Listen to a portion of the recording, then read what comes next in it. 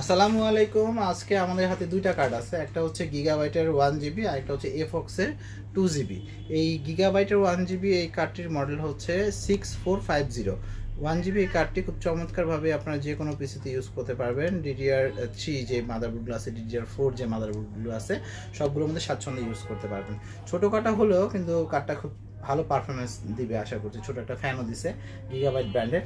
আর কার্ডটি 3টি display output. যদি আমরা ভালো করে ডিসপ্লে আউটপুটগুলো দেখতে যাই তাহলে এখানে প্রথমেই আছে VGA, তারপর আছে HDMI, তারপর আছে DVI। একই সাথে দুইটা মনিটর যারা চালাইতে চাচ্ছেন তারা স্বাচ্ছন্দ্যে এই কার্ডটি নিয়ে চালাতে পারবেন। তারপরের যদি কার্ডটা দেখায় তাহলে এটা হচ্ছে এফক্স ব্র্যান্ডের GT710।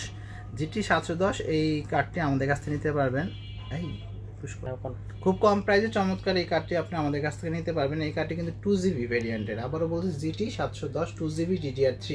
এটি আপনি DDR6 কি বললাম DDR4 র্যাম চ্যানেল সাপোর্ট করবে। DDR3 র্যামের যে মাদারবোর্ডগুলো চলে সেগুলো সুন্দরভাবে চলবে। আর এটারও একই অবস্থা, 3টি ডিসপ্লে আউটপুট, একটি হচ্ছে VGA, একটি HDMI, একটি DVI।